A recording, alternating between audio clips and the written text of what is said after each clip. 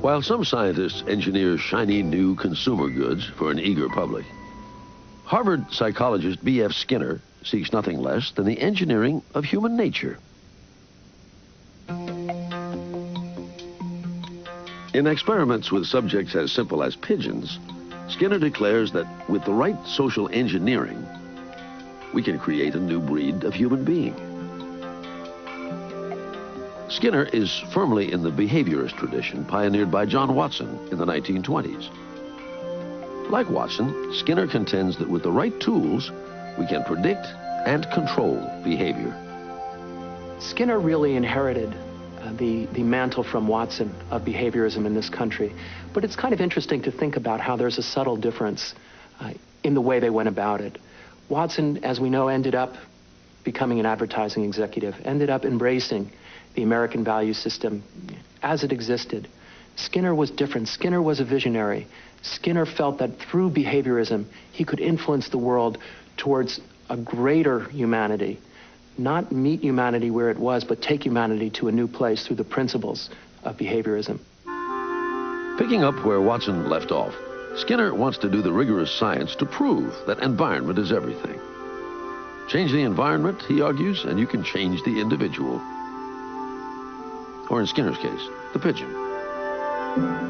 Skinner himself was a born gadgeteer. He had, in his own early years, as a boy, for example, he developed ways of sorting ripe, I think it was cranberries, from unripe cranberries. He invented a cannon that would shoot things over his neighbor's fence. This was the kind of man he was. He was developing new ways to do everyday things in ways that were more comfortable, more efficient. During World War II, Skinner had developed a pigeon guidance device for the U.S. military. While the Russians had dogs carrying bombs, and the Swedes had seals to blow up mines, Skinner had a plan of his own. Teaching pigeons to guide missiles to an enemy target. At the time, however, the military had no missiles to guide. But Skinner's pigeon research did not go to waste.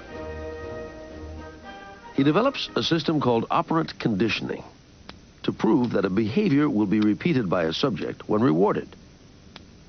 Repetition leads to reinforcement. Reinforcement to changes in behavior.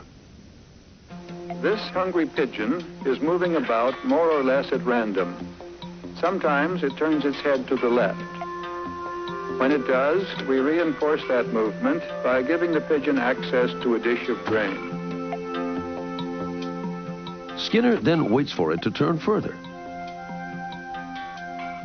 Again, more food. Ultimately, the pigeon will turn in a complete circle, having learned that only when he turns will he be rewarded.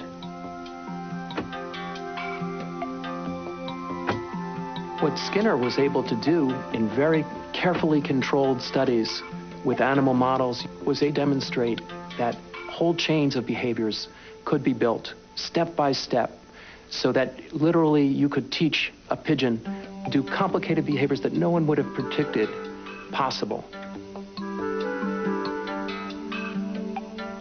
And Skinner believes that if it works for pigeons, why not people? In Skinner's mind, behavior is behavior, up and down the evolutionary scale, and it is all learned. One of the great successes is in education. People are taught to do more complicated tasks than anyone had thought possible by breaking down behavior into small steps and giving positive reinforcement along the way.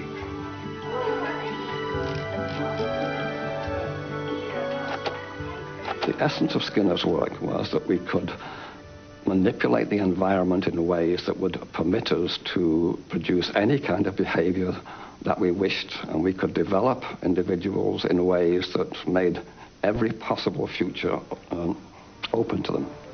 The idea that anything is possible